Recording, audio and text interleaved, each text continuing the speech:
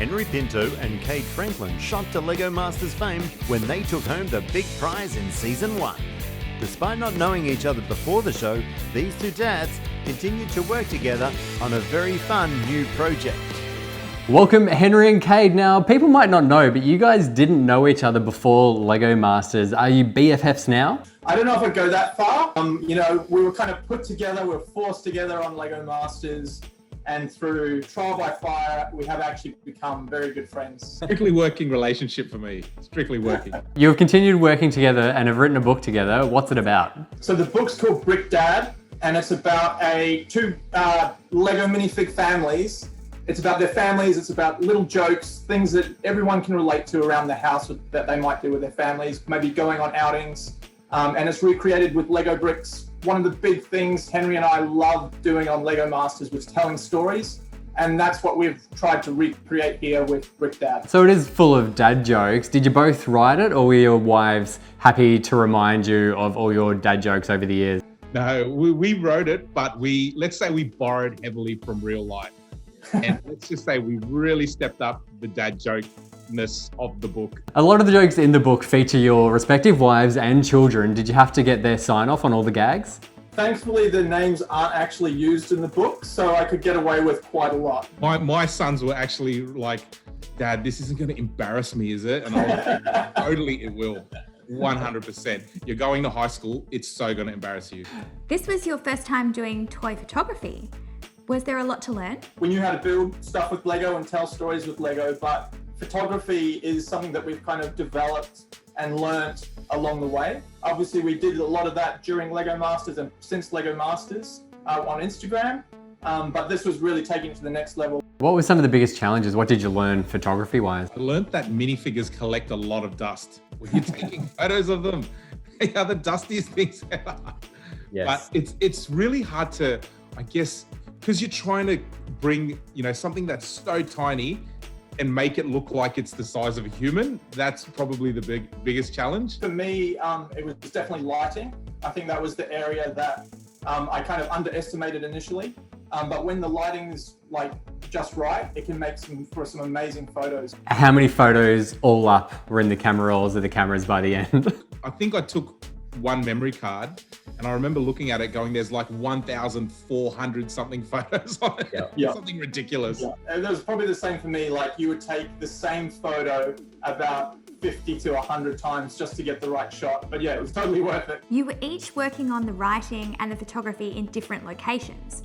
So were there any other challenges that you faced when doing that? It was probably a very different dynamic, because when we were on the show, you could just lean over and talk to each other, and you had that really sort of very close sort of interaction. Whereas when you're doing it on, I guess correspondence, you have this sort of dynamic where you'd have a thought, and I would literally just have this rhythm where something would pop into my head and I'd just text him straight away, and then, he'd do the same to me. And then, you'd give feedback, and it's sort of a little bit more, sometimes it was probably more filtered because you'd have a think about it, and to actually write it down, you'd probably, vet it in your own head a bit more rather than just blurting it out, Yeah, what was the working rhythm when you were writing it then? Was it like a shared folder and you just fill it up and then sketch them out later, or?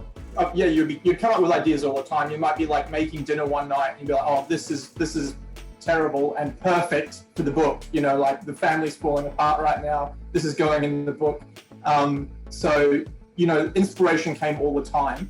And so, yeah, I on my phone, I just had notes, and I'd make notes all the time, and then we'd share our different gags, and we'd kind of gauge from each other which ones worked, which ones didn't.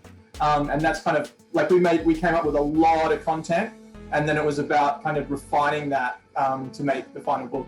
What was your favorite real life moment that got turned into a comic in the book? Mine would be driving in the car and the kids fighting in the back. Always, I think it's the most relatable situation any parent find themselves in, where you almost have a car accident by turning your head because the kids are constantly fighting. That was probably when I actually thought of that, I was like, oh, what other situations do I get frustrated in as a parent? And I literally turned them all into gags in the book. Well, with that one, so I asked for real life examples. The punchline of that particular story I've got a few questions. Let's just say no children were harmed in the making of that gag. Now, as such good builders, the mocks you created for the photos are amazing, obviously. Did the building for photography change how you would usually build? Absolutely, it changed the way you have to build. I think I started off by trying to make perfect builds, and then I quickly realized that actually all you see is what the camera sees.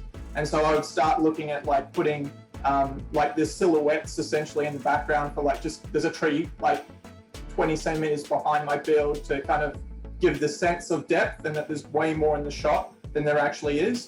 But if you like move the camera over here and took a shot from the side, it would all fall apart. So yeah, it was very different than say, making a typical display or something that you might build out of Lego.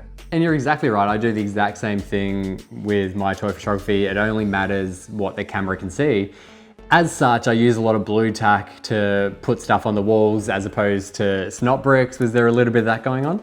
Now, I use blue tack a lot because, you know, when you have the minifigs posed in these dynamic sort of, walking poses and that, they're not designed to stand on one leg and things like that. So I'd use blue tack a lot. But one thing I'd also noticed was that you have to build in a really weird scale, because it's almost like you build things for minifigs to not reach. Like, you're building shelves and if you're a human, they'd be like 9 feet in the air, but like it looks right when you build it out of Lego. Is there perhaps a second book that might be coming? Oh, do you mean like Brick Mum? Maybe? I don't know. I didn't even think of that. You'll have to wait and see. There's lots of material that we had that didn't make it into the book, but look, we're just really excited to get this first one out, honestly. It's been a huge, huge task.